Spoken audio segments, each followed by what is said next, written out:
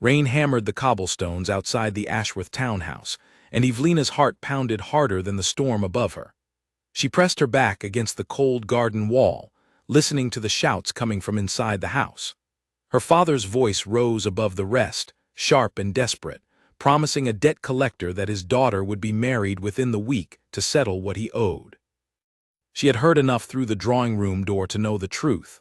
Lord Cedric Hale, a man twice her age with a reputation for cruelty towards servants and tenants alike, had offered to erase her father's debts in exchange for her hand. Her father had agreed without asking her a single question. There would be no engagement announcement in the papers, no courtship, no choice. Only a contract signed over brandy and candlelight, and a bride delivered like a piece of furniture. Evelina had spent the last hour packing nothing more than a small bag with a few coins, a shawl, and her mother's locket. She could not take much. She could not afford to be caught taking anything at all. The plan forming in her mind was reckless. She knew that much, but staying meant a lifetime chained to a man she despised, and she would rather face uncertainty than that particular kind of misery. She slipped through the garden gate just as the rain thickened into a downpour, and she ran. Her slippers, unsuited for the wet stone streets, slid dangerously with every step, but she did not slow down. She kept to the shadows between the gas lamps, ducking behind hedges whenever she heard footsteps or wheels on the road. London at night was not kind to a young woman alone, and she knew the dangers, but she reasoned that whatever waited in the dark streets could not be worse than what waited for her at home. The coaching inn near the edge of the city was her destination, a place her old nurse had once mentioned as a spot where travelers departed before dawn. Evelina had no ticket, no invitation, and no clear plan beyond simply leaving. She only knew she needed to be gone before her father's guests realized she was missing, and before Lord Hale arrived to inspect his purchase, as though she were a horse he intended to buy. When she reached the inn yard, the place was quieter than she expected, lit only by a pair of lanterns swinging in the wind. Several carriages stood waiting, their horses stamping and snorting in the cold.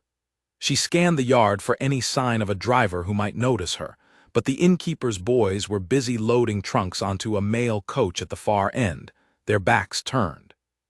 Her eyes fell on an elegant black carriage standing apart from the others, its crest hidden beneath a traveling cover, its door slightly ajar as though someone had stepped away for only a moment. She did not stop to think about who it belonged to. She did not consider the danger of climbing into a stranger's private carriage in the middle of the night. She thought only of the sound of boots on stone somewhere behind her, boots that might belong to one of her father's men sent to search the streets, and she made her choice in an instant. She crossed the yard quickly, lifted the hem of her soaked skirts, and climbed inside before anyone could see her. The interior smelled of leather and cedar, warm compared to the storm outside. She crouched low on the floor between the bench seats, pulling her damp cloak around her shoulders, and waited, her breath coming in short, frightened gasps. Minutes passed. She heard voices outside, low and businesslike, discussing a delayed shipment of correspondence and a change in travel plans due to the weather. She recognized none of the voices, and for a moment she allowed herself to hope that the carriage's owner had been called away entirely, that she might have the luxury of hiding until the coach reached wherever it was going, and then quietly slip away unnoticed. That hope ended the moment the door swung open fully and a tall figure climbed inside, shaking rain from his greatcoat before settling onto the bench across from where she huddled in the shadows. The carriage rocked gently as it began to move, the wheels grinding against wet stone, and Evelina held herself perfectly still, praying the darkness inside the carriage would hide her. It did not. A moment later, the man reached for something on the seat beside him, his hand brushing against the edge of her cloak instead. He went still. She could feel his gaze searching the darkness, and then a small lantern flared to life in his hand, its glow spilling across the carriage floor and landing directly on her face. "Who in God's name are you?" His voice was deep, controlled, but edged with genuine alarm. He was younger than she expected, with sharp features and dark eyes that studied her the way a man studies an unexpected fire in his own house, uncertain whether to be afraid or angry. Evelina's mind raced through a dozen possible answers, none of them good enough. She could tell him the truth and hope for mercy from a stranger, or she could lie and risk being thrown out into the storm the moment he realized she had deceived him. Neither option felt safe. Outside, through the small carriage window, she caught sight of movement near the inn gate, torches bobbing in the rain, men searching between the parked carriages with the kind of purpose that told her exactly who had sent them. Her stomach dropped. There was no time left for careful lies or polite explanations. "Please," she whispered, pressing herself further into the shadows as the torchlight swept closer to the window. "Please, I am begging you, do not let them find me." The man's jaw tightened, but he did not call out, did not raise the alarm, did not do any of the things a reasonable stranger might do upon finding an unfamiliar young woman hiding in his private carriage in the dead of night. Instead, he watched her with an unreadable expression, weighing something in his mind that she could not guess at. "Who is looking for you?" he asked quietly, his eyes flicking toward the window and the approaching torches. "A man I do not wish to marry," she answered, her voice trembling despite her effort to sound calm. "My father has arranged it. If they find me tonight, I will never have another chance to refuse." The torches drew nearer. She could hear the muffled voices of the men now, calling to one another, asking the innkeeper's boys whether they had seen a young woman matching her description. Evelina's heart hammered so loudly she was certain the stranger across from her could hear it. He set the lantern down. For one terrible moment she thought he intended to open the door and hand her over, to rid himself of the inconvenience she represented, and she braced herself for that outcome the way she had braced herself for so many disappointments in her short life. Instead, he leaned forward, studying her face with an intensity that made her breath catch. "If I help you," he said slowly, "you will owe me an explanation, a full one, not tonight perhaps, but eventually." Relief flooded through her so quickly it nearly brought tears to her eyes. "Yes, anything. I only need to be gone before they open that door." The torchlight fell across the carriage window, and a voice called out just beyond it, close enough that she could hear every word. "Check that one there, the black carriage." Someone said they saw a woman running this direction. The man across from her did not hesitate. He reached over, pulled her gently but firmly onto the seat beside him, and arranged her damp cloak so that it draped naturally over her shoulders like a lady's traveling wrap rather than something a fugitive might wear. Then, just as footsteps approached the carriage door, he took her hand in his and pressed it lightly, a silent instruction to stay calm. The door opened. A man in a soaked greatcoat peered inside, his lantern raised, his eyes sweeping over the interior with sharp suspicion. He looked first at the stranger, then at Evelina, his expression flickering with uncertainty. "Beg your pardon, my lord," the man said, his tone shifting immediately, deferential in a way that told Evelina the stranger beside her held some rank she had not anticipated. "We're searching for a young woman, ran off from her family tonight, thought she might have come this way." The stranger's grip on her hand tightened almost imperceptibly. When he spoke, his voice carried an easy, aristocratic authority that left no room for argument. "As you can see, there is no runaway here, only my wife and myself, delayed by this wretched weather. I suggest you continue your search elsewhere, before you waste any more of the night standing in the rain." Evelina kept her eyes lowered, her pulse pounding, praying the searcher would not look too closely at her tear-streaked face or notice how her hands trembled in her lap. The man in the doorway hesitated only a moment longer before muttering an apology and stepping back, pulling the door shut behind him. She heard his footsteps retreat, heard him call to his companions that the carriage was clear, heard the search move further down the inn yard toward the mail coaches. For a long moment, neither of them spoke. The carriage continued its slow roll out of the yard and onto the main road, the sound of the search fading behind them into the storm. Evelina realized, with a jolt, that her hand was still resting in the stranger's grip, and she withdrew it quickly, folding both hands in her lap instead. "Thank you," she managed, her voice barely above a whisper. "I did not expect you to help me. I am truly sorry for the intrusion." The man studied her for a long moment, the lantern light casting sharp shadows across his face before he finally spoke again. "You said I would owe you nothing more than an explanation. I intend to collect on that promise. But not tonight. Tonight, you will simply tell me your name and then you will rest, because whatever trouble follows you appears to be considerable, and you look as though you have not slept in days." She hesitated only briefly before answering, "Evelina." "Evelina Ashworth." Something shifted in his expression at the mention of her surname, though he said nothing about it. "Alexander Voss," he replied instead, his tone giving nothing away. "And it seems, Miss Ashworth, that for tonight at least you are traveling as my wife. I would suggest you get comfortable with the idea, since we have quite a distance left before dawn, and I doubt either of us will be sleeping." Evelina glanced out the small window at the storm still raging beyond the glass, at the last flicker of torchlight disappearing into the rain behind them, and felt something she had not expected to feel that night.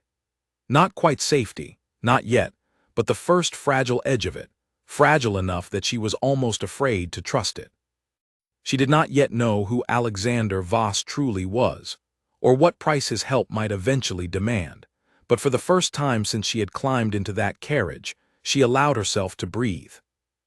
The wheels rolled on through the rain, carrying her toward a future she could not have imagined only hours earlier, away from the life that had been chosen for her without her consent, and into the company of a stranger whose calm authority had, for reasons she did not fully understand, made her feel safer than she had felt in her own home in a very long time. The carriage rolled through the storm for nearly an hour before either of them spoke again. Evelina sat with her hands folded tightly in her lap, watching the rain streak sideways across the small window, while Alexander studied a stack of papers he had pulled from a leather case, though she suspected he was not truly reading them.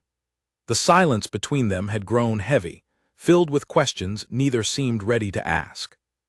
It was Alexander who finally broke it. He set the papers aside and looked at her directly, his expression unreadable in the dim lantern light. "You told the man at the door nothing, and I told him a lie on your behalf. I think it is time you told me the truth, Miss Ashworth, all of it, so that I understand exactly what I have agreed to be part of tonight."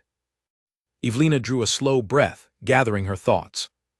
She had rehearsed excuses in her mind for weeks, half-truths meant to soften the shame of her family's situation, but something about the steady patience in his gaze made her abandon all of them. "My father owes a great deal of money to a man named Lord Cedric Hale, more money than our estate could ever repay through honest means. Rather than face ruin, my father agreed to marry me to him. Lord Hale is nearly 40 years my senior, and I have heard things about how he treats those who depend on him, servants and tenants alike, that leave me certain I would not survive a marriage to him with any part of myself intact." Alexander's expression darkened slightly at the mention of the name, though he said nothing at first. "Cedric Hale," he repeated, as though testing the sound of it. "I know the name. Not well, but well enough to believe every word you have just told me."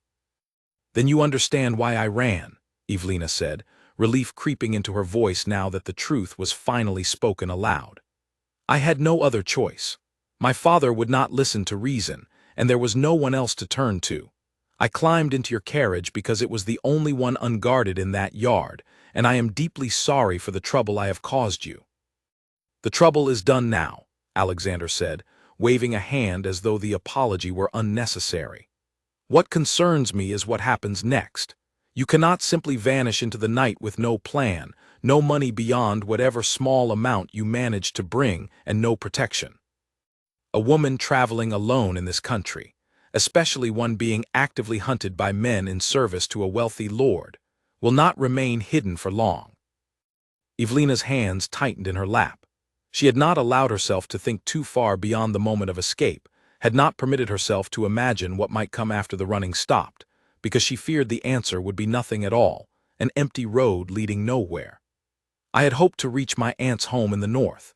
She has always been kind to me, and I believe she would take me in, though I have not seen her in several years and cannot be certain of her circumstances now." "The north," Alexander repeated, his brow furrowing slightly. "That is several days of hard travel from here, through country that grows less hospitable the further one goes. And if Hale's men are searching the roads out of London tonight, they will not stop searching tomorrow or the day after. A man who has already invested this much effort in finding you will not give up easily, particularly if your father's debt depends on the marriage taking place." The truth of his words settled over her like a fresh wave of cold. She had known, in some distant way, that her escape would not be simple, but hearing it stated so plainly by someone with clearly more experience of the world than she possessed made the danger feel suddenly real in a way it had not been before. "Then what would you suggest I do?" Alexander was quiet for a long moment, his gaze drifting toward the window and the rain-soaked countryside passing beyond it. When he finally spoke, his voice carried a note of careful consideration, as though he were working through the problem aloud. "My estate lies 2 days from here, in a quiet part of the country where few people concern themselves with the affairs of London. It is far enough from Hale's usual circles that word of your presence there is unlikely to travel quickly. You could stay there, under a different name if necessary, until we determine a safer path forward for you." Evelina's breath caught in her throat. "You would take a stranger into your own home?" "After everything I have already asked of you tonight." "I would take a stranger into my home who I have already publicly claimed as my wife to a group of armed men searching the roads," Alexander said, a faint, dry humor touching the corner of his mouth for the first time since she had met him. "It seems rather late to reconsider the wisdom of involvement, Miss Ashworth. The lie is already told. We may as well see it serve some purpose." Despite the exhaustion and fear still coursing through her, Evelina felt the corner of her own mouth lift slightly at his tone. "And what will your household think when their master arrives home with a wife none of them have ever heard mentioned before?" "They will think what I tell them to think," Alexander replied simply. "My staff has served my family long enough to understand that certain matters are not theirs to question. We will say you are a relation, a cousin perhaps, staying with me while circumstances in London settle. It will raise fewer questions than the truth, and it will keep you safe until we can decide what comes next." The plan, reckless as it seemed on its surface, felt to Evelina like the first solid ground she had stood on since fleeing her father's house. She studied the man across from her more carefully now, taking in the quality of his coat, the precise way he spoke, the authority that had so easily silenced the searcher at the carriage door. "May I ask what your title is, Mr. Voss?" "The man outside called you my lord, and it did not sound like simple courtesy." A flicker of something crossed his face, there and gone so quickly she nearly missed it. "I am the Duke of Redcliffe," he said finally. "Though I would ask that you not treat the fact with too much ceremony. I have little patience for it most days, and even less tonight." Evelina's eyes widened despite herself. She had heard the name Redcliffe mentioned in passing among the ladies of her mother's acquaintance, always in hushed, curious tones, discussing the reclusive young duke who had withdrawn almost entirely from society several years earlier, who refused every invitation extended to him, who had not been seen at a single ball or gathering in longer than anyone could quite remember. She had never imagined she would find herself sharing a carriage with him, let alone posing as his wife before a group of armed searchers on a rain-soaked road. "I did not expect the Duke of Redcliffe to be so willing to help a stranger," she admitted quietly. "The stories I have heard painted a very different picture of you." "Stories rarely tell the whole truth," Alexander said, his tone growing guarded, as though he regretted having offered even that small piece of himself. "I would ask that you not put too much stock in whatever gossip has reached your ears. Society enjoys inventing narratives about those who refuse to participate in its games, and I stopped correcting them long ago." Evelina sensed a boundary in his words, a door closing gently but firmly on further questions, and she did not press. She had asked enough of him already tonight, more than she had any right to ask of a stranger, and she reminded herself that gratitude, not curiosity, was the only appropriate response to his generosity. "Then I will simply say thank you, your grace, and promise to cause as little disruption to your household as I possibly can while I remain there." "See that you do," Alexander said, though the words carried no real severity, more weariness than warning. He glanced out the window again, watching the rain finally begin to ease as the carriage rolled steadily northward. "We will stop before dawn to change horses and allow you to rest properly. From there, it is a full day's travel to reach the estate. I would suggest you sleep while you can. Something tells me the coming days will not offer much opportunity for it." Evelina nodded, though sleep felt impossibly far away with her mind still racing through everything that had happened since she had slipped out through her family's garden gate only hours earlier. She thought of her father, likely discovering her absence by now, of Lord Hale's fury when he learned his prize had escaped him, of the uncertain road that stretched ahead toward a home she had never seen, belonging to a man she had known for less than a single night. And yet, despite every reason for fear, she found herself settling back against the carriage seat with something close to calm, the storm outside finally beginning to quiet, the wheels turning steadily through the darkness toward whatever waited for her next. The carriage reached a small posting inn just as the first gray light of dawn began to break over the eastern hills. Alexander stepped out first, arranging quietly with the innkeeper for a change of horses and a private room where Evelina could rest for a few hours before they continued their journey. He introduced her, without hesitation or apparent discomfort, as his wife, and Evelina found herself surprised by how naturally the lie settled between them now, as though repetition had already begun smoothing its rough edges. The room the innkeeper provided was small but clean, a single window overlooking the stable yard below, a modest fire already crackling in the hearth to chase away the damp chill of the night's travel. Evelina sat on the edge of the narrow bed, finally allowing herself a moment of stillness, and felt the full weight of exhaustion crash over her all at once. Her hands, she noticed for the first time, had not stopped trembling since she had climbed the garden wall behind her family's house.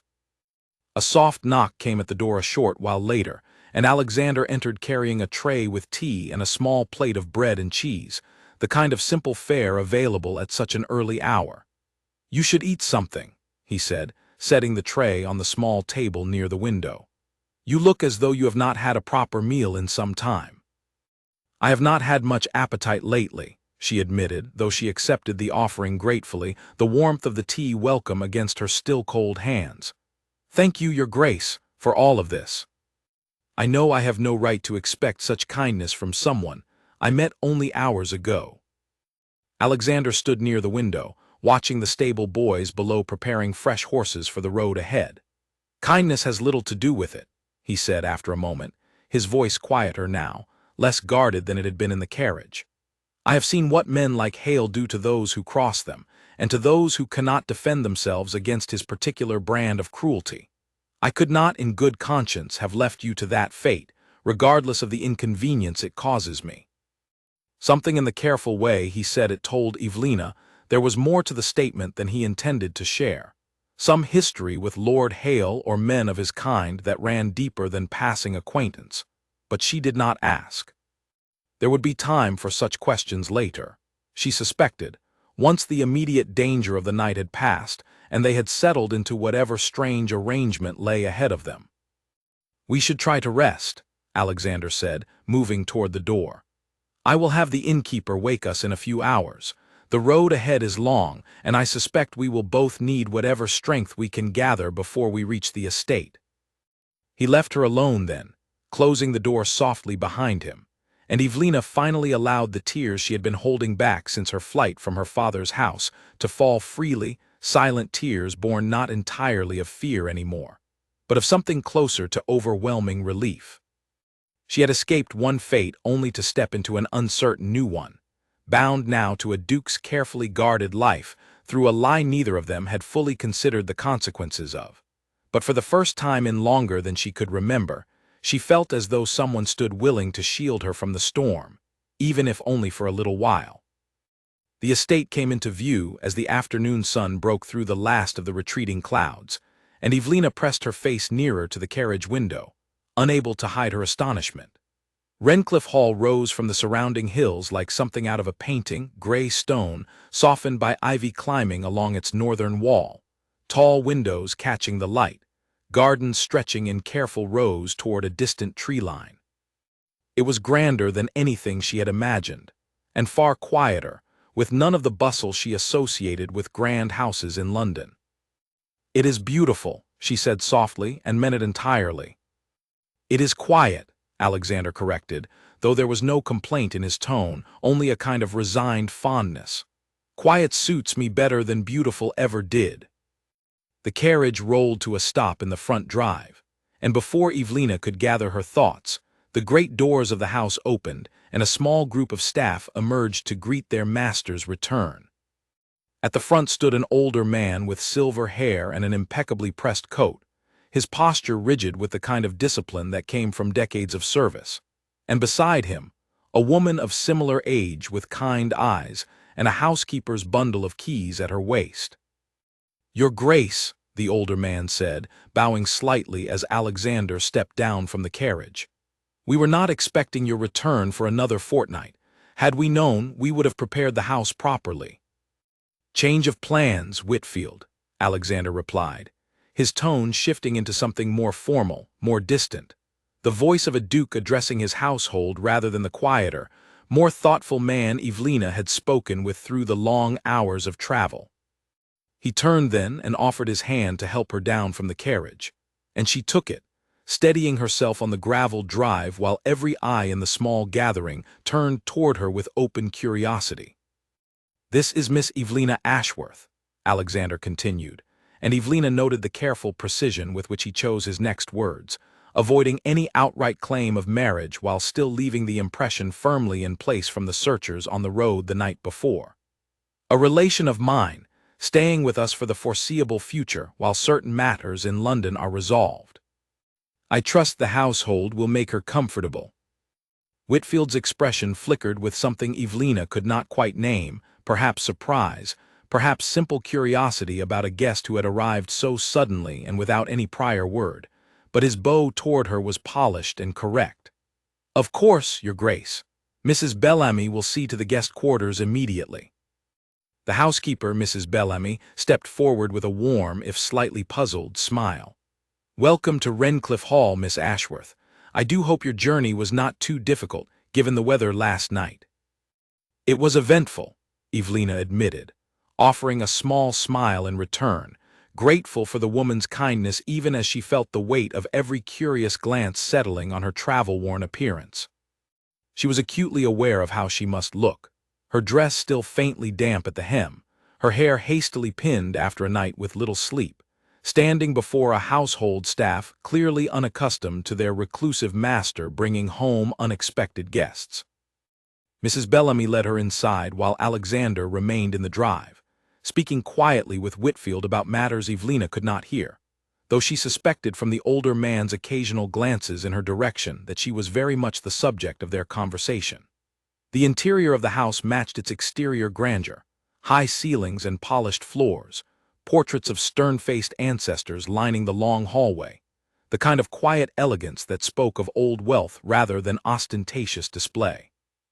"The Duke does not often bring guests to the hall," Mrs. Bellamy said as she guided Evelina up a wide staircase toward the guest wing, her tone carefully neutral, though Evelina sensed genuine curiosity beneath the politeness.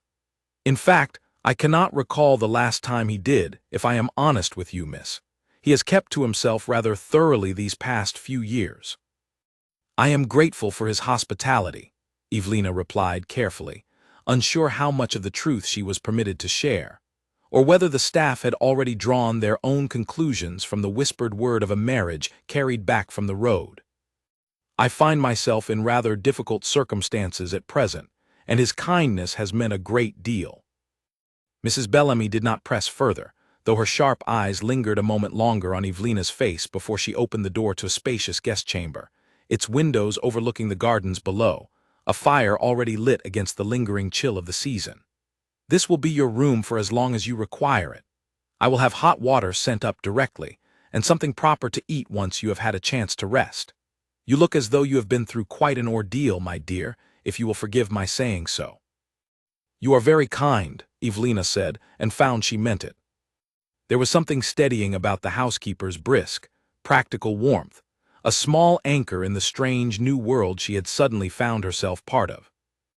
Left alone in the quiet of the guest room a short while later, Evelina finally allowed herself to sink onto the edge of the soft bed and take stock of everything that had happened in the span of a single day.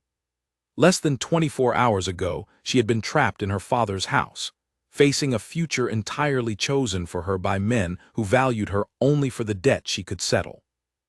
Now she sat in the guest chamber of a duke's country estate, wrapped in a lie of marriage that had somehow, impossibly, kept her safe through the night.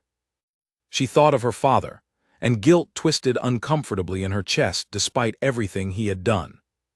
He was not a cruel man by nature, she reminded herself, only a desperate one, undone by poor decisions and worse luck, and she wondered whether he had discovered her absence yet, whether he worried for her safety or simply raged at the collapse of his carefully arranged bargain.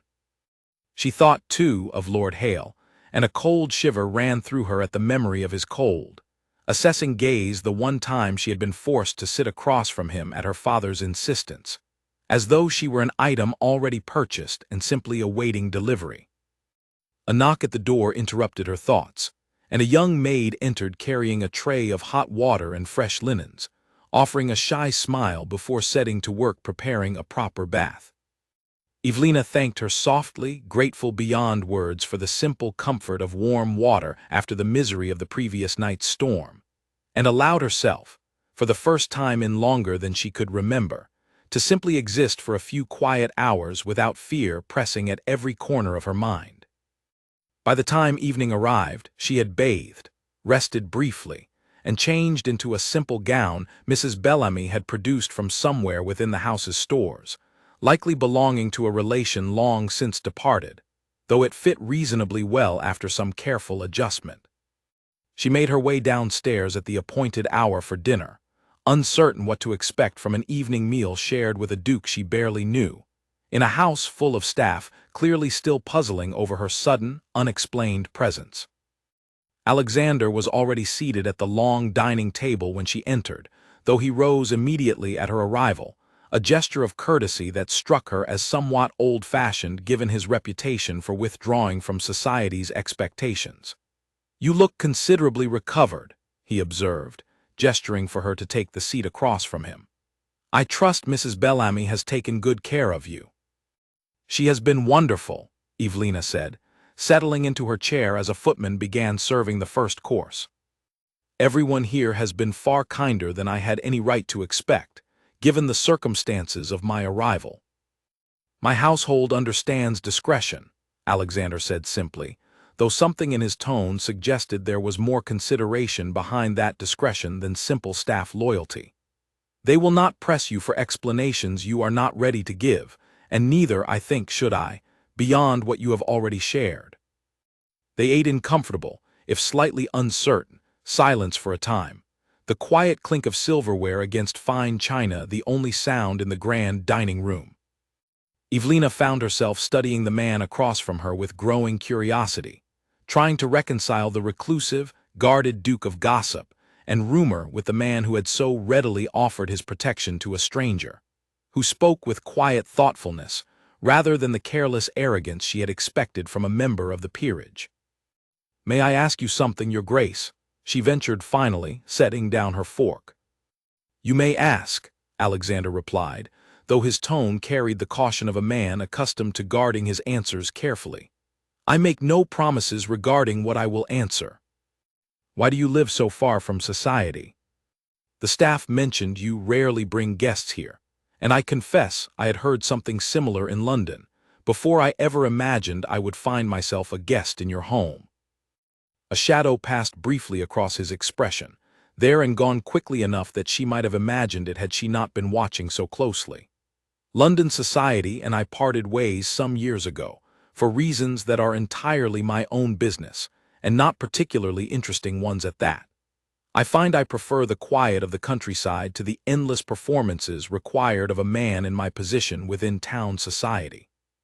Here, at least, I am permitted to simply exist, without an audience constantly measuring my every word and action." Evelina sensed, once again, the careful boundary he drew around certain subjects, and she did not push further, mindful of her own gratitude and the precariousness of her position as an uninvited guest in his home. "I understand the appeal of that," she said instead. I have spent my whole life being measured by others as well. My value to my family was always calculated in terms of the marriage I might eventually secure, the connections I might bring, rather than anything I actually wanted for myself. Something shifted in Alexander's expression at her words, a flicker of genuine understanding replacing the earlier guardedness. Then perhaps we are not so different in that particular regard, Miss Ashworth, despite the difference in our circumstances. Both of us, it seems, have spent considerable effort trying to escape the roles others have assigned us.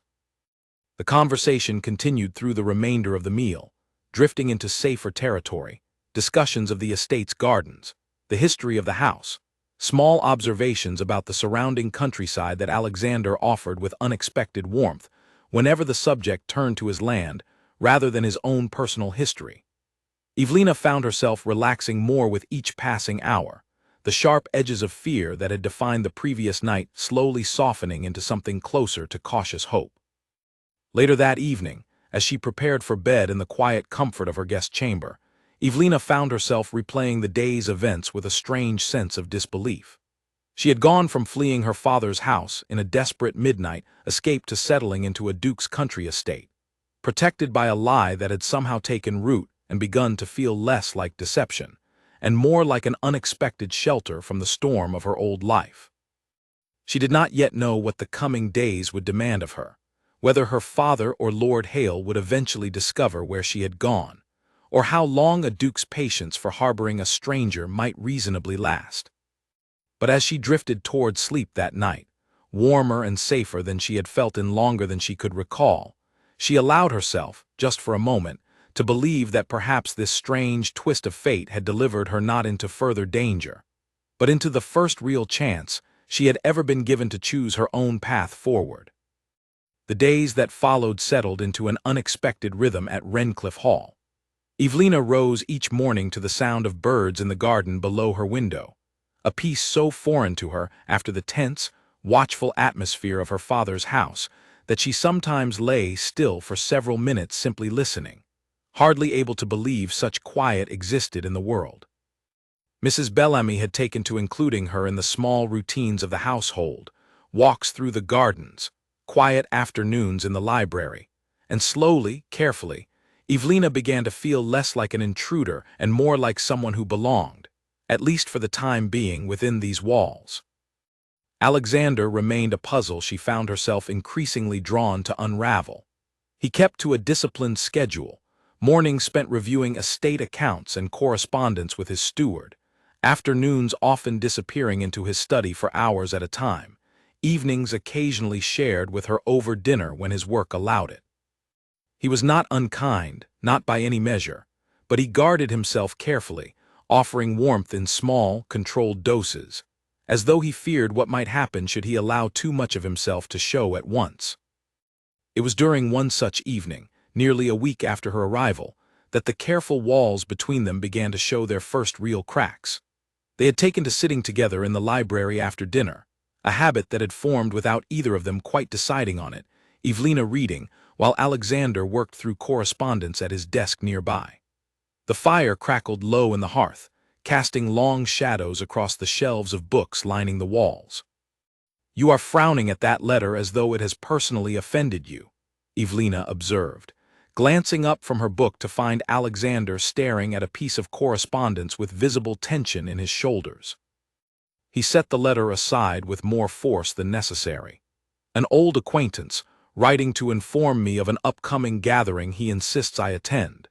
He does this every year, and every year I decline, and every year he writes again as though my answer might have changed." "Perhaps he simply misses your company," Evelina offered gently. "Perhaps he simply enjoys reminding me of what I have chosen to leave behind," Alexander replied, a bitterness creeping into his voice that she had not heard from him before. He seemed to catch himself a moment later, exhaling slowly, as though reeling in whatever emotion had briefly slipped its leash. "Forgive me. That was unfair of me to say, and unfair to direct at you, who has done nothing but ask an innocent question." "You do not need to apologize," Evelina said, setting her own book aside and studying him with quiet concern. "I have noticed these past days that certain subjects seem to weigh on you more heavily than others. You do not have to explain yourself to me, but I confess I am curious what drove a man of your position so thoroughly from society that even old friends must beg for your presence at a simple gathering." Alexander was quiet for a long moment, his gaze fixed on the fire rather than on her, and Evelina wondered if she had finally pushed too far, if the fragile trust building between them these past days would splinter under the weight of a question he was not prepared to answer. But when he finally spoke, his voice was quieter than she had yet heard it, stripped of the careful control he usually maintained. "I was engaged once," he said slowly, "several years ago to a woman named Constance. We had known each other since childhood, our families closely connected, and the match was considered by everyone, including myself, to be a natural and happy one. I believed, foolishly perhaps, that I loved her, and that she loved me in return." Evelina said nothing, sensing the story required space rather than interruption, and Alexander continued, his voice growing steadier as the words seemed to loosen something long held tight within him. "3 weeks before our wedding, I discovered she had been carrying on a private arrangement with another man for the better part of a year, a wealthy merchant's son whose family fortune far exceeded my own at the time, before I inherited the full extent of the dukedom. She had intended to marry me for the title, and continue her arrangement with him quietly afterward, believing I would be too occupied with estate matters to notice or too proud to make a scandal of it should I discover the truth." "That is monstrous," Evelina said quietly, horror and sympathy both coloring her voice. "It was humiliating," Alexander corrected, a wry, humorless smile touching his lips. "The engagement ended, quietly enough that scandal was mostly avoided, but word travels within certain circles regardless of how carefully one tries to contain it. I found myself the subject of quiet pity in every drawing room I entered, whispered about as the Duke too blind to see his own betrothed's deception until it nearly reached the altar. I withdrew from society shortly after, and found I had little desire to return." Evelina considered his words carefully before responding, choosing them with deliberate gentleness. "I am sorry that happened to you, truly, but I do not think hiding yourself away here, however peaceful it may be, is the same as healing from what she did. It seems, if I may say so, more like a different kind of cage than the one you escaped." Alexander's gaze finally lifted to meet hers, something raw and unguarded flickering in his dark eyes before he mastered it once more. "You are rather bold for a guest in my house, Miss Ashworth." "I have found that boldness serves me better than silence," Evelina replied, a small smile softening the words. "Silence is what nearly cost me my entire future, only a week ago. I have decided I would rather speak plainly and risk offense than swallow every thought simply to keep the peace." A genuine, if brief, laugh escaped him then, surprising them both. "A fair point, and well made. Perhaps that is why I find myself telling you things I have not spoken of to anyone in years. You have a way of making silence feel like the more difficult choice." The conversation shifted after that, settling into easier territory, but something had changed between them in the sharing of that painful history. A small but meaningful shift in the careful distance they had both maintained since her arrival.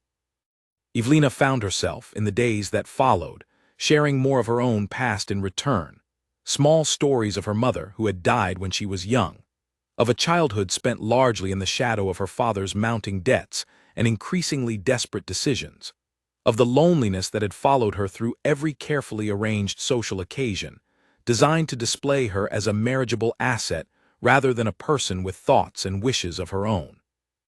Alexander listened with a quiet attentiveness she had rarely experienced from anyone in her life, asking thoughtful questions rather than offering the empty platitudes she had grown accustomed to receiving whenever she spoke of her difficult circumstances. There was no pity in his gaze when she spoke of her father's failures, only a kind of steady understanding that made her feel, for the first time in longer than she could remember, truly heard. One afternoon, nearly 2 weeks into her stay, Evelina found herself walking through the estate's extensive gardens alongside Alexander, the early signs of spring beginning to show in the careful rows of budding flowers along the garden paths. He had offered to show her the grounds properly, a task he claimed fell naturally to him given his staff's many other duties, though she suspected the offer had as much to do with wanting her company as with any genuine obligation. "My mother designed much of this garden," Alexander said, gesturing toward a particularly elaborate arrangement of rose bushes still weeks away from full bloom. "She passed when I was young as well, though I have fewer clear memories of her than I would like. My father maintained the garden faithfully after her death, and I have continued the tradition, though I confess I understand very little about the actual cultivation of flowers. That knowledge belonged entirely to her." "It is beautiful," Evelina said, genuinely moved by the careful attention evident in every neatly tended row. "There is something rather touching in the way you have preserved it, even without fully understanding the work involved." "I suppose some things deserve preservation, regardless of whether we fully understand their value," Alexander replied, his gaze lingering on her rather than the garden as he spoke, and Evelina felt a warmth rise in her cheeks that had little to do with the mild afternoon sun. They continued their walk in comfortable silence for a time, the careful distance between them shrinking with every shared confidence, every quiet moment of understanding exchanged over the preceding days. Evelina found herself increasingly aware of how easily she had begun to trust this man, how naturally his company had settled into her days, how the fear that had defined her first night in his carriage had slowly transformed into something far gentler and far more dangerous to her carefully guarded heart. She reminded herself, as they walked, that whatever comfort she found in his company remained built upon a foundation of temporary necessity, a lie told to protect her from immediate danger, nothing more permanent than that. Her father's debts had not vanished simply because she had escaped them for a few peaceful weeks. Lord Hale had not forgotten the prize that had slipped through his fingers. Whatever fragile peace she had found within these garden walls could not last forever, and she knew, with a growing ache in her chest she did not fully wish to examine, that the ending of it would cost her more now than it would have only a fortnight earlier, before she had come to know the quiet, careful man walking beside her as anything more than a stranger who had offered her shelter from a storm. The peace of Wrencliffe Hall shattered on a gray morning nearly 3 weeks after Evelina's arrival, when Whitfield entered the breakfast room with an expression far more troubled than his usual composed demeanor allowed. He carried a letter on a silver tray, holding it as though it might scald his fingers, and set it beside Alexander's plate with a small, careful bow. "This arrived by private messenger only moments ago, Your Grace. The man refused to leave until he was assured it would reach you directly." Alexander broke the seal with visible reluctance, and Evelina watched his expression shift from mild curiosity to something far harder as his eyes moved across the page. His jaw tightened, a muscle working beneath his skin, and when he finally set the letter down, his hand was not quite steady. "What is it?" Evelina asked, though some cold, sinking part of her already suspected the answer. "It is from Lord Hale," Alexander said, his voice carefully controlled in a way that told her exactly how much effort that control required. "He knows you are here." The words landed like a physical blow. Evelina's fork clattered against her plate as her hands began to tremble, 3 weeks of carefully built safety crumbling in an instant. "How? We have been so careful. I have not left the estate grounds since I arrived." "It does not matter how," Alexander said grimly, though Evelina suspected he had his own theories, perhaps a servant's careless word, perhaps simply the inevitable reach of a wealthy man's network of informants across a country not nearly as vast or anonymous as either of them had hoped. "What matters is what he has written." He slid the letter across the table, and Evelina read it with growing horror. Lord Hale's words were coldly formal, devoid of any real emotion beyond a kind of calculating menace that made her skin crawl even through the careful, polite language he had chosen. He knew of her presence at Wrencliffe Hall. He knew of the false marriage claimed to the searchers on the road that first night, and he made clear his understanding that no legitimate ceremony had actually taken place. He demanded, in terms that left no room for negotiation, either her immediate return to fulfill the marriage her father had contracted, or full payment of the debt Baron Ashworth owed him, a sum so substantial that Evelina knew instantly Alexander's estate, however grand, could not easily absorb such a loss without significant consequence. Should neither demand be met, Lord Hale promised to expose the scandal publicly, the false marriage claim, the runaway daughter sheltered under a duke's roof without proper chaperone or ceremony. A story that would ruin Evelina's reputation entirely and cast serious doubt on Alexander's honor within society as well, regardless of his years of careful withdrawal from its judgments. "He means to force our hand," Alexander said quietly, watching her read the letter's final lines. "Either you return to him, or I pay a debt that is not mine to pay, or we both face public ruin. He has structured this rather cleverly, I must admit, however much I despise the man for it." "I will not go back to him," Evelina said, her voice shaking but firm, the memory of Lord Hale's cold, assessing gaze rising sharp and unwelcome in her mind. "Whatever the cost, I cannot return to that fate. I would rather face public ruin 1,000 times over than spend a single day bound to that man." "I have no intention of sending you back," Alexander said, his tone leaving no room for doubt. "But we must consider carefully how to respond. Paying the debt outright would solve the immediate threat, but it would also confirm to Hale, and to anyone else watching, that he holds real power over this household, power he would undoubtedly attempt to exploit again in the future should the opportunity arise." Evelina pressed her hands to her face, trying to steady her breathing against the rising tide of panic threatening to overwhelm her. "This is my burden, not yours. My father's debt, my broken engagement to escape. I never should have allowed you to become entangled in it so deeply. I should leave, before your name is dragged through the same mud mine is about to be dragged through." "Absolutely not."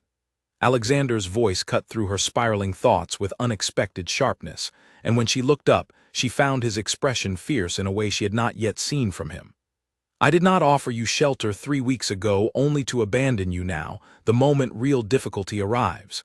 Whatever comes next, we will face it together, or not at all." The conviction in his voice steadied her more than she expected, and for a long moment they simply looked at each other across the breakfast table, the letter lying between them like a physical manifestation of the danger now pressing in on their careful, fragile peace.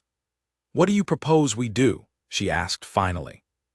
Alexander was quiet for a moment, clearly turning the problem over in his mind with the same careful precision he brought to his estate's accounts. "I will need to consult with my solicitor regarding the legality of your father's arrangement with Hale. A debt contracted in exchange for a daughter's hand carries questionable standing under the law, whatever private agreement your father believed himself to have made. There may be grounds to challenge the entire arrangement, if we approach it correctly." "And if there are no such grounds?" Evelina asked, though she dreaded the answer. "Then we will find another path," Alexander said simply. "I did not survive my own scandal only to watch you crushed beneath a far crueler one. Whatever resources I possess, whatever influence remains to me despite my years of avoiding society, I will use them on your behalf." Over the following days, the household at Redcliffe Hall settled into a new, tenser rhythm. Alexander spent long hours in correspondence with his solicitor in London, and additional letters arrived from contacts Evelina had not previously known he maintained despite his professed withdrawal from society, men who owed him favors, or respected his judgment enough to offer discreet counsel on the delicate situation unfolding. Evelina, for her part, found herself unable to settle into the same peaceful routines that had defined her first weeks at the estate, every knock at the door sending a fresh jolt of fear through her, every unfamiliar carriage glimpsed on the distant road, raising the terrible possibility that Lord Hale had grown tired of waiting for a response and decided to act directly instead. It was during one particularly difficult evening, nearly a week after the threatening letter's arrival, that Evelina finally allowed the full weight of her fear to show. She had retreated to the library after a tense dinner, staring blankly at a book she had not managed to read a single page of, When Alexander found her there, her composure finally cracking under the strain of days spent bracing for a blow that had not yet fallen. "I keep thinking of everyone this touches," she said quietly, not looking up as he entered, her voice thick with barely restrained emotion. "My father, whatever his failures, will suffer greatly if Hale calls in the debt outright. Your household, your reputation, everything you have built here in your quiet retreat from the world, all of it now stands at risk because of choices I made in a single desperate night. I never intended to become such a burden to anyone." Alexander crossed the room and settled into the chair across from her, his expression softening in a way that made her chest ache with something she was increasingly reluctant to name. "You are not a burden, Evelina." It was the first time he had used her given name without the formal address, and the intimacy of it struck her more deeply than she expected. "You are the bravest person I have encountered in a very long time, perhaps ever. You climbed into a stranger's carriage rather than surrender your entire future to a man who would have destroyed you. And you have faced every difficulty since with more courage than most people twice your experience could manage." "It does not feel like courage," she whispered, tears finally spilling over despite her efforts to hold them back. "It feels like I have simply traded one danger for another and dragged you into the wreckage alongside me." Alexander reached across the space between them and gently took her hand, the gesture careful, almost hesitant, as though he feared overstepping some boundary neither of them had clearly defined. "Let me tell you something," he said quietly.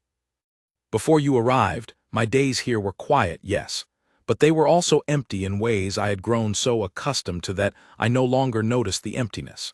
You have brought more life into this house in 3 weeks than it has known in years.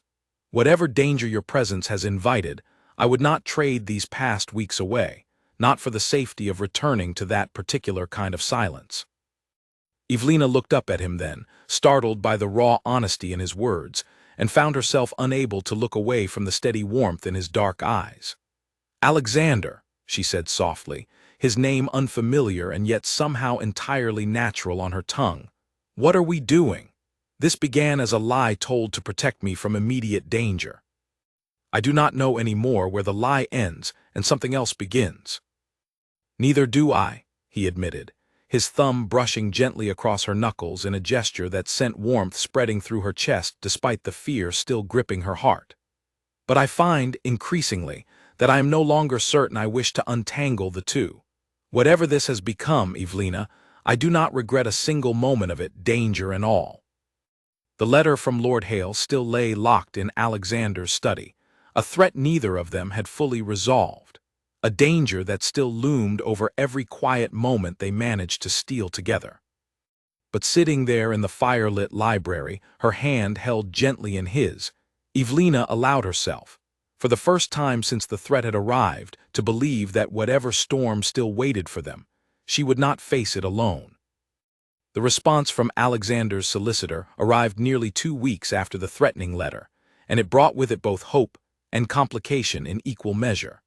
The debt Baron Ashworth owed Lord Hale, the solicitor confirmed, was legally sound and fully enforceable, contracted through proper channels regardless of the morally questionable terms attached to it. However, the arrangement binding Evelina herself to marriage as a form of payment held no legal standing whatsoever.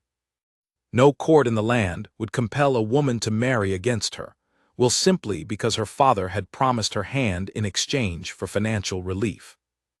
The revelation offered genuine relief, though it did little to address the underlying danger still facing them. Lord Hale, the solicitor's letter warned, was known to operate as much through social pressure and reputation as through legal means, and a man of his wealth and connections could inflict considerable damage on both the Ashworth family name and the Duke of Redcliffe's own standing regardless of what the law technically permitted or forbade. "He cannot force you to marry him," Alexander explained to Evelina one evening, laying out the solicitor's findings across his study desk, while she read over the careful legal language with growing but cautious relief. "But he can still ruin your father entirely, calling in the debt in full with no possibility of gradual repayment, and he can still spread whatever version of events serves his purposes best regarding the circumstances of your departure from London and your time here at Redcliffe Hall." "Then nothing has truly changed," Evelina said, setting the letter down with a frustrated sigh. "I am free of the marriage requirement, perhaps, but my father still faces ruin. And my reputation, along with yours, still hangs in the balance of whatever story Lord Hale decides to tell." "Not entirely unchanged," Alexander said, a determined edge entering his voice. "Knowing he has no legal claim over you gives us far more room to negotiate from a position of strength rather than desperation.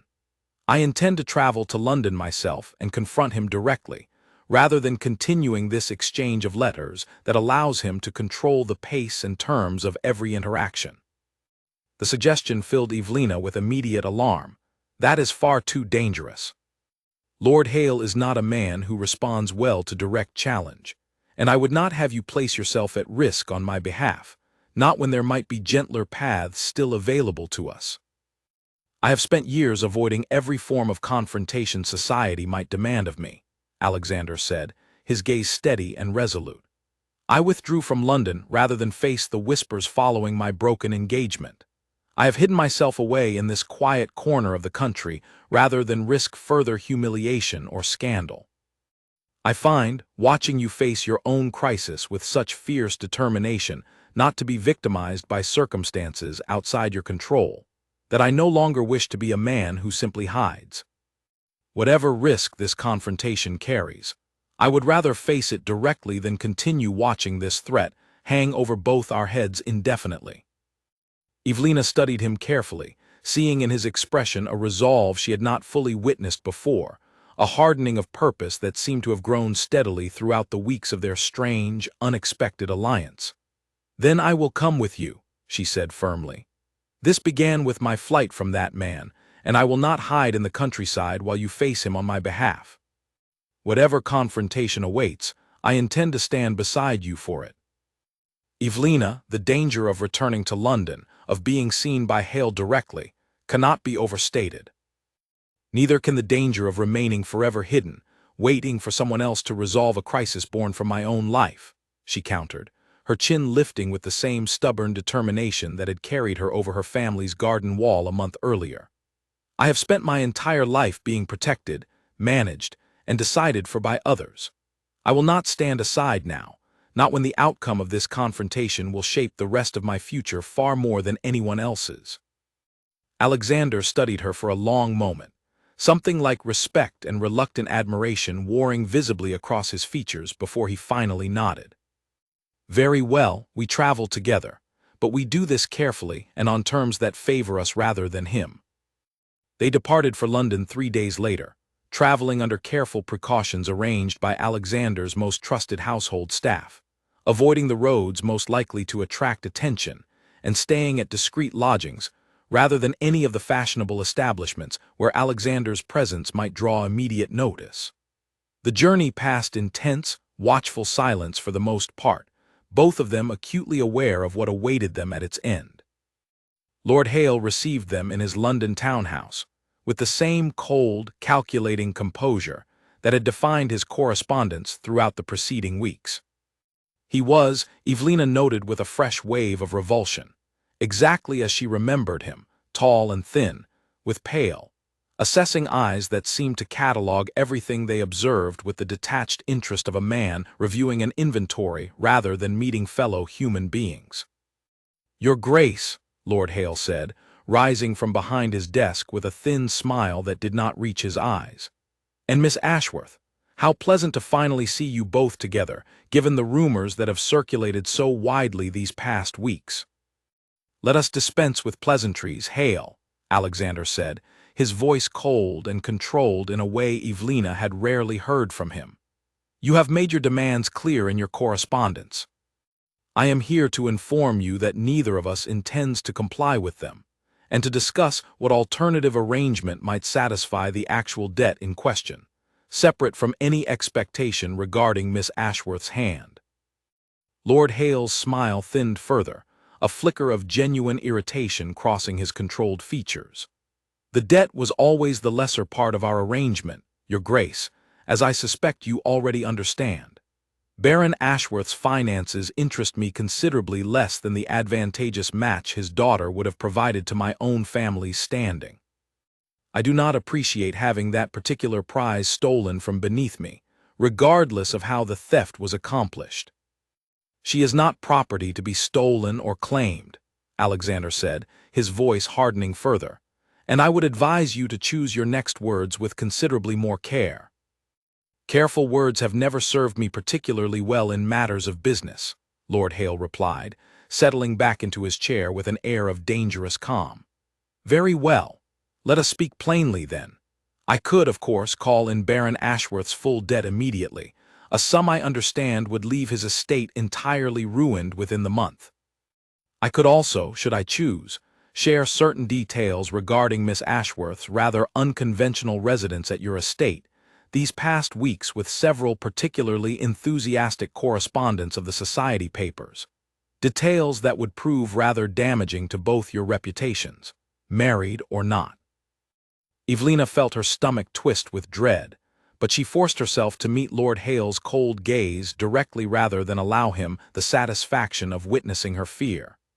And what would satisfy you, Lord Hale, beyond the ruin of two people who have done nothing but refuse to be treated as commodities in your ledger?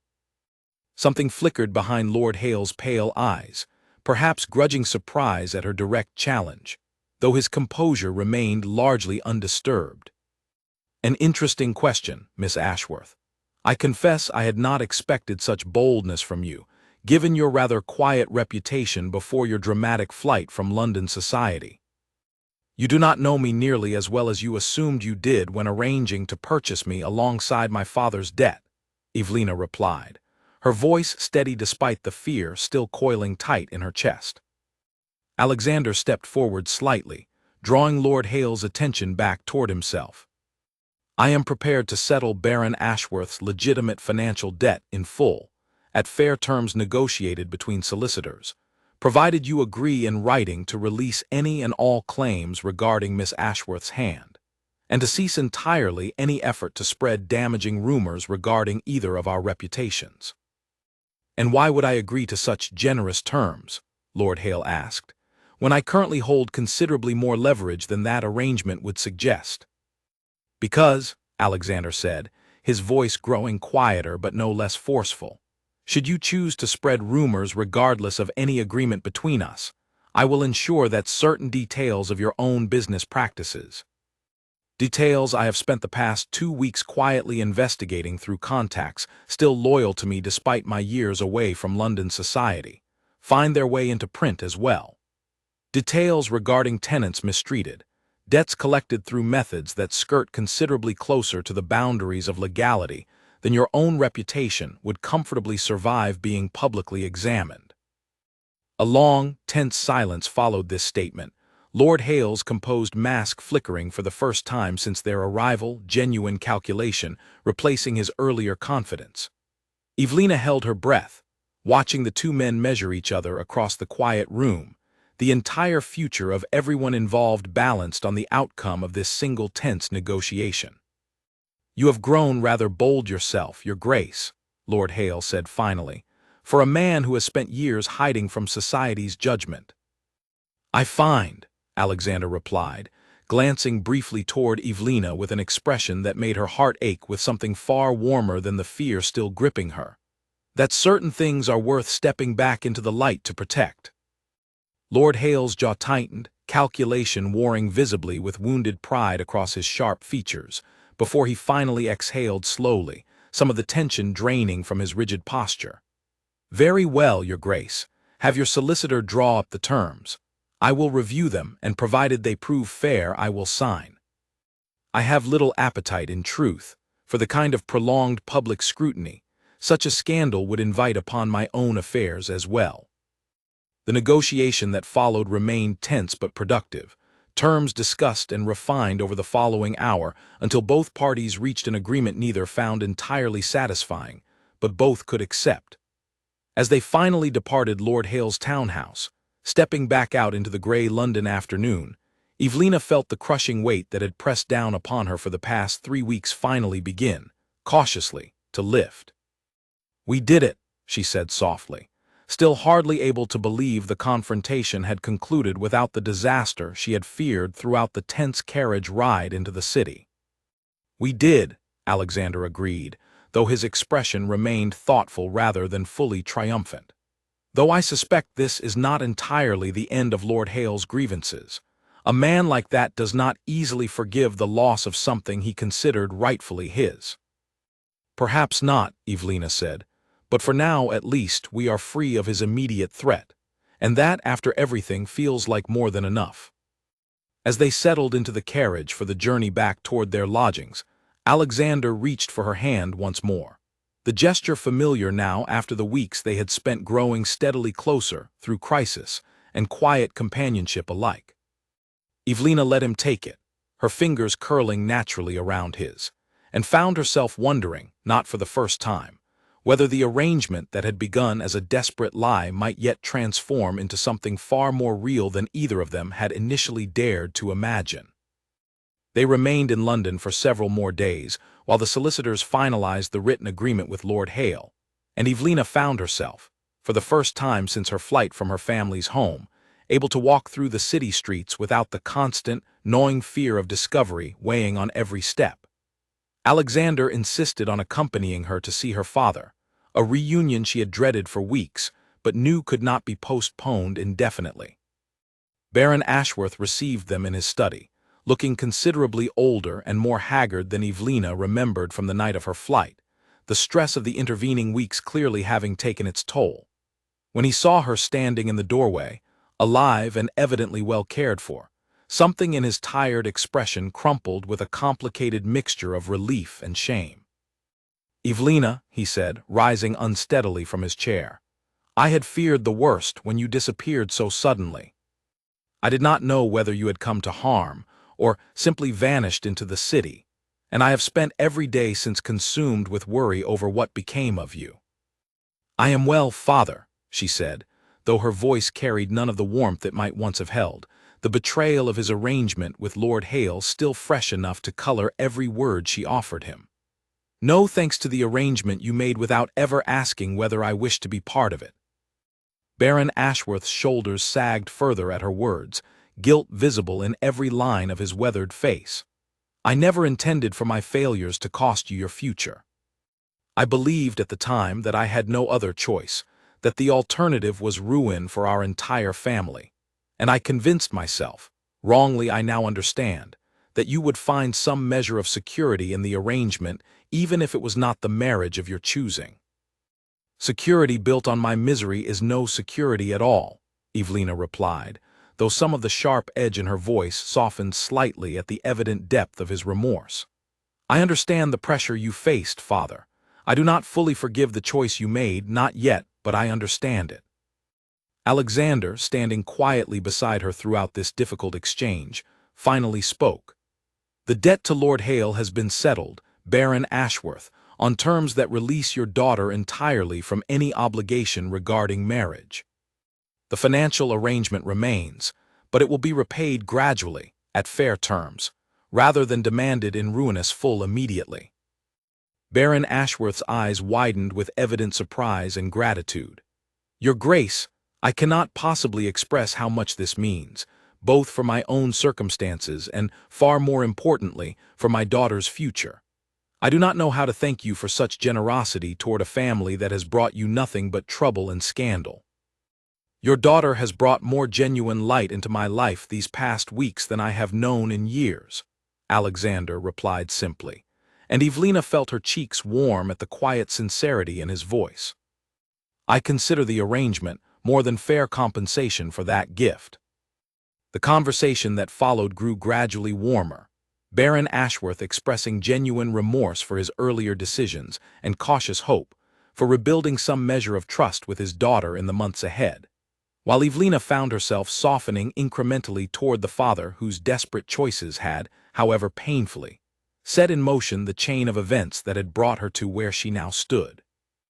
It would take time, she knew, to fully mend the trust broken by his willingness to trade her future for his own financial relief, but the foundation for eventual reconciliation had at least been laid. As they finally departed her father's house that evening, Evelina found herself unusually quiet during the carriage ride back toward their lodgings. Her thoughts turning over the events of the preceding weeks with a growing clarity she had not previously allowed herself to fully examine. "You are thoughtful this evening," Alexander observed, watching her carefully in the dim carriage light. "I have been thinking about what happens next," she admitted. "The immediate danger has passed. My father's debt is being resolved. Lord Hale, whatever grudge he still carries, has agreed to release his claim on my future. I no longer have any reason to remain hidden away at your estate, under the pretense of danger requiring your protection." Something flickered across Alexander's expression, a hesitation she had not seen from him since the earliest days of their acquaintance. "Do you wish to leave, then? I would understand entirely, if you feel the arrangement between us has run its natural course now that the crisis prompting it has resolved." Evelina studied him carefully, hearing something beneath his carefully measured words that gave her pause, a vulnerability he rarely allowed himself to display so openly. "Is that what you wish, Alexander? For me to leave, now that I no longer require your protection?" "No," he said, the word emerging with more force and immediacy than he perhaps intended, before he seemed to catch himself, drawing a slow breath to steady his voice. "No, that is very much not what I wish, Evelina. These past weeks, difficult as they have often been, have given me something I did not realize I was missing from my careful, quiet existence. I find myself entirely reluctant to imagine returning to that emptiness, now that I have known what it is to share my days with you." Evelina's heart pounded against her ribs, hope and uncertainty warring within her chest as she absorbed the weight of his admission. "What are you saying, Alexander?" He reached across the carriage and took both her hands in his dark eyes holding hers with an intensity that stole the breath from her lungs. "I am saying that what began as a desperate lie, a convenient falsehood told to protect you from immediate danger, has become, for me at least, something I no longer wish to be false. I have grown to care for you, Evelina, more deeply than I believed myself capable of caring for anyone again after the wounds of my broken engagement. I do not offer this out of obligation, or pity, or any lingering sense of duty from that first desperate night in the coaching inn yard. I offer it because I find myself unable to imagine my future without you in it." Tears gathered unbidden in Evelina's eyes, though these carried none of the fear or exhaustion that had defined her tears during that first terrible night of her flight. "Alexander, I have felt the same growing certainty these past weeks, though I confess I did not fully allow myself to name it until this very moment. I came to you as a stranger fleeing one marriage forced upon her by circumstance and desperation. I find myself now hoping for an entirely different kind of marriage, one chosen freely, built on the genuine understanding and care that has grown between us."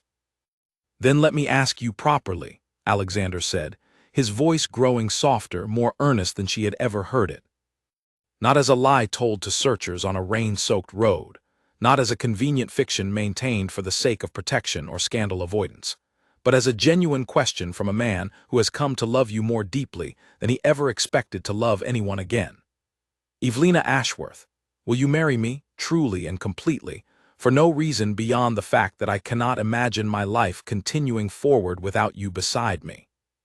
Evelina's answer came without hesitation, without the careful weighing of consequences that had defined so many of her choices throughout her difficult life.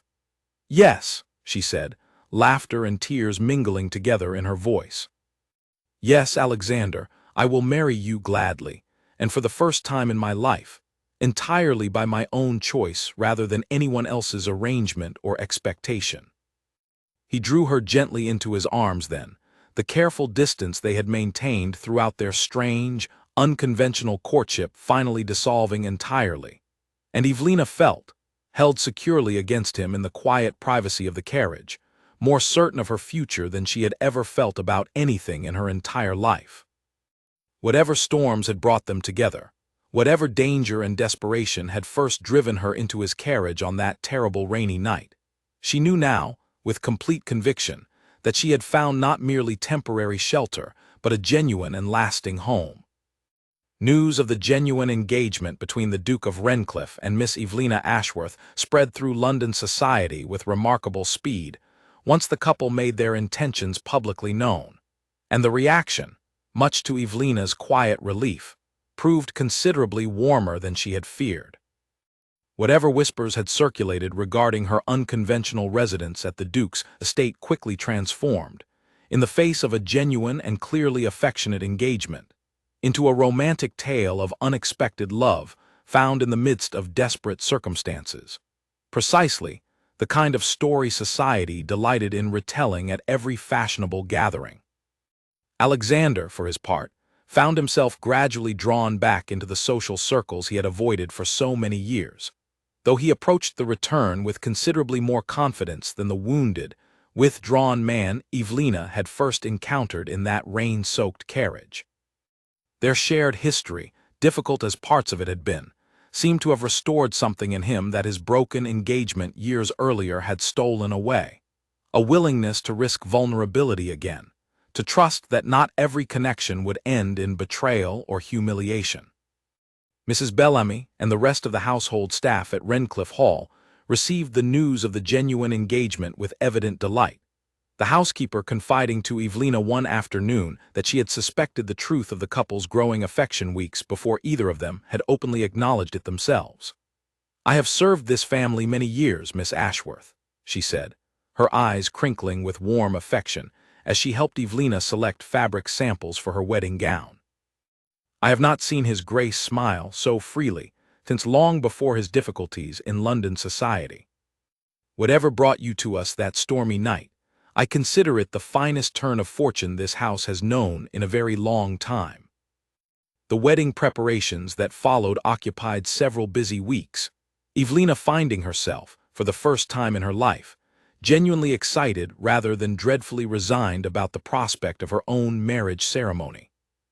She and Alexander discussed the arrangements together as true partners, each deferring to the other's preferences on matters of importance, a stark and welcome contrast to the cold, transactional negotiations that had once nearly determined her fate without any consideration for her own wishes whatsoever.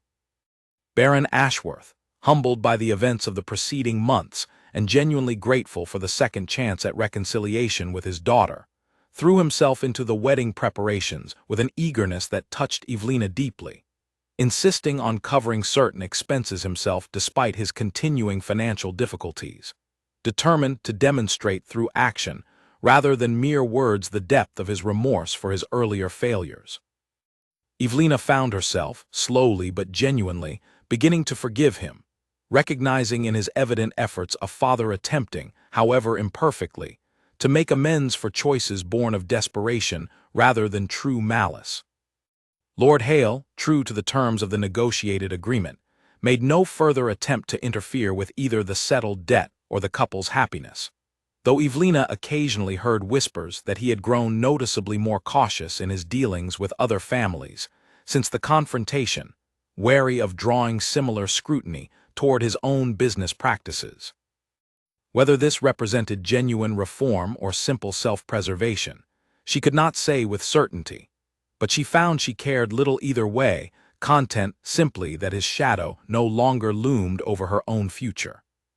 The wedding day itself arrived on a bright, clear morning in early summer, the gardens of Redcliffe Hall in full, glorious bloom for the occasion. The very roses Alexander's mother had once so carefully cultivated now serving as a fragrant backdrop for the ceremony, joining her son to the woman who had transformed his quiet, guarded existence into something far richer and more alive. Evelina stood at the entrance of the garden, dressed in a gown of soft ivory silk, her mother's locket resting against her collarbone as the only piece of jewelry she wore, a quiet tribute to the parent who had not lived to see this day, but whose memory had sustained her through so many difficult moments along the way.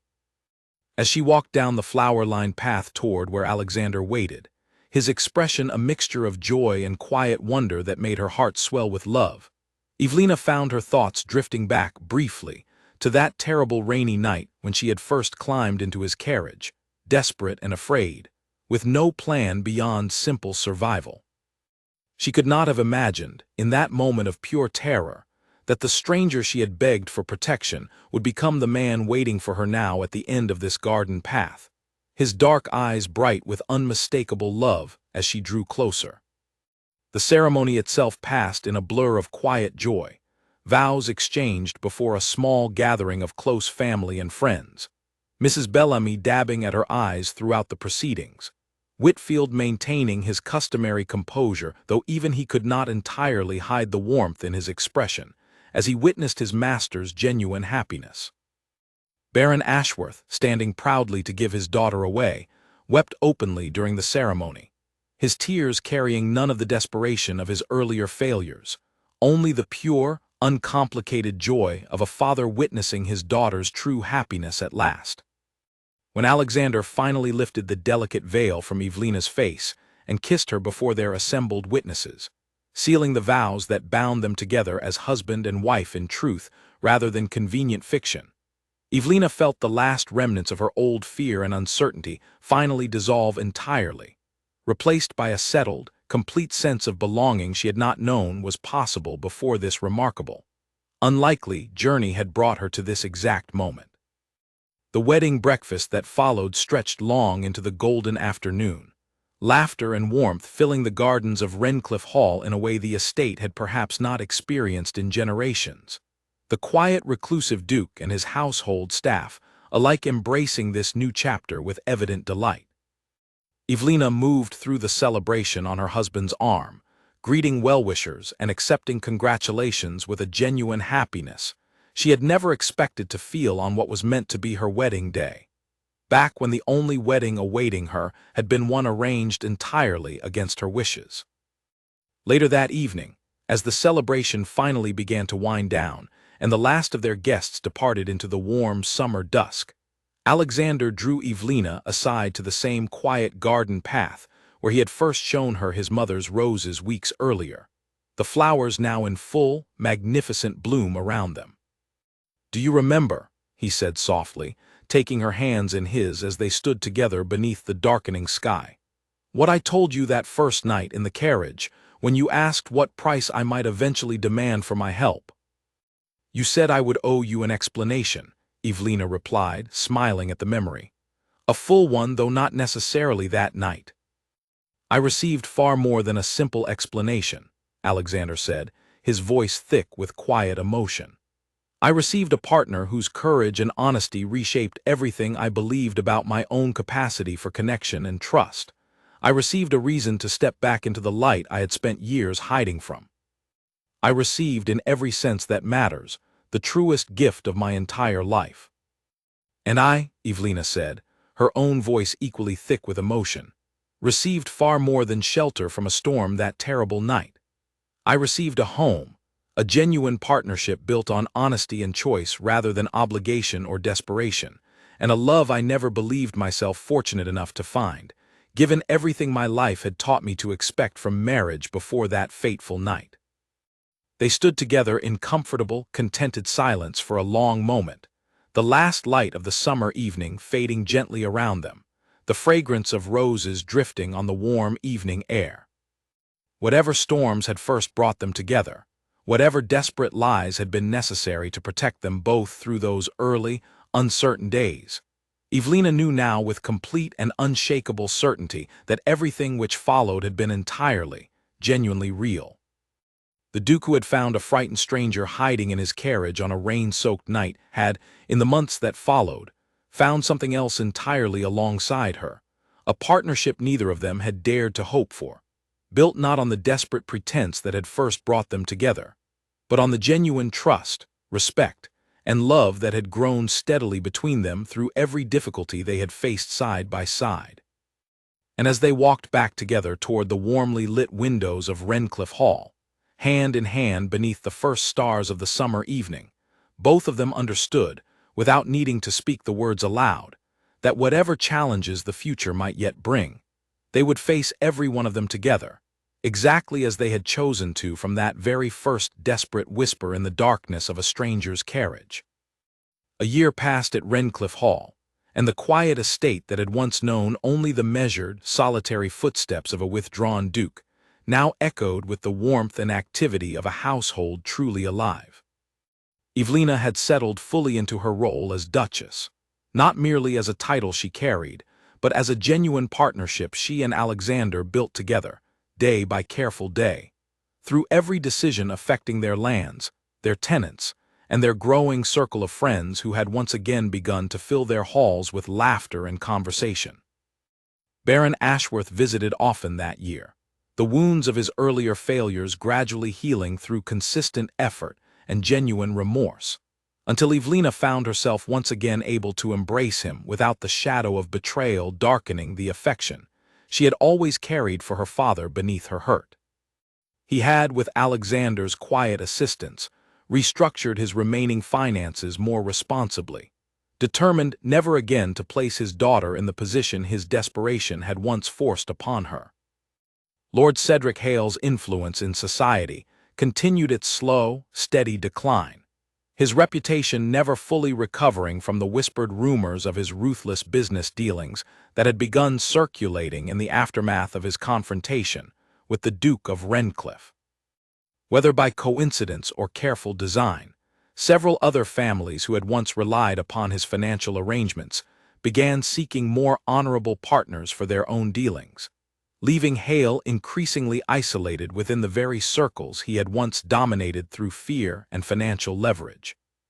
Evelina heard, second-hand through occasional London correspondence, that he had eventually retreated to his own country estate, his ambitions considerably diminished from the calculating predator who had once nearly claimed her future as casually as settling a business transaction. Mrs. Bellamy remained a steady, warm presence throughout the household's transformation, delighting openly when Evelina discovered early that summer that she was expecting their first child. The news brought a joy to Redcliffe Hall that seemed to touch every corner of the estate, Alexander's careful reserve melting entirely into unguarded excitement whenever the subject arose. A transformation from the withdrawn, wounded man Evelina had first encountered that Whitfield remarked upon more than once with quiet, evident satisfaction. Their daughter arrived the following spring, born amid the same roses that had witnessed their wedding vows, and Alexander held his newborn child with a tenderness that brought tears to Evelina's exhausted but joyful eyes. The same careful hands that had once steadied her trembling grip in a rain-soaked carriage, now cradling their child with equal gentleness. They named her Margaret, after Alexander's mother, whose careful cultivation of the estate's gardens had created the very setting where so much of their own love story had unfolded. Looking back, in quiet moments shared together in the library where their earliest, most vulnerable conversations had first taken root, Evelina often marveled at the strange, unlikely path that had led her to this contented life. She had climbed into a stranger's carriage that terrible night with nothing but desperation guiding her choices, never imagining that the lie she begged him to maintain would eventually transform into the truest, most cherished partnership of her entire life. "Do you ever think," she asked Alexander one quiet evening, their infant daughter finally settled into peaceful sleep upstairs, "about what might have happened had you chosen differently that first night? Had you called out to those searchers instead of protecting me?" Alexander considered the question with the same thoughtful seriousness he brought to every matter concerning their shared history. "I think about it rarely, if I am honest, because the outcome we found together feels so entirely inevitable now, looking back. But I confess, in my more reflective moments, I recognize how easily that night might have ended differently, how close we came to never knowing each other at all beyond a single frightened stranger discovered hiding in a duke's carriage." "I am endlessly grateful you chose as you did," Evelina said softly, reaching for his hand across the quiet library, the same gesture that had first begun bridging the careful distance between them so many months earlier. "As am I," Alexander replied, bringing her hand gently to his lips. "Every difficulty we faced together, every danger and uncertainty of those early weeks, led us precisely to this moment, this life, this family we have built together. I would not trade a single part of that difficult journey, knowing where it ultimately led us." Their household continued to flourish in the years that followed, Redcliffe Hall transforming steadily from the quiet, isolated retreat of a wounded, withdrawn duke into a warm, thriving home filled with laughter, love, and the steady, unshakable partnership that had grown from the most unlikely of beginnings. Evelina never forgot the terror of that first desperate flight through rain-soaked London streets, nor the trembling relief of finding unexpected shelter and kindness from a stranger who had every reason to turn her away, but chose, instead, to offer his protection. And Alexander, in turn, never forgot the courage of the frightened young woman who had climbed uninvited into his carriage that stormy night, whose fierce determination to control her own fate had ultimately taught him to step back into a life he had spent years hiding from, to trust again after betrayal had taught him only caution and withdrawal. Together, they had transformed a desperate lie born of necessity into a genuine, lasting love, proving that sometimes the most unexpected beginnings lead to the truest and most enduring happiness of all.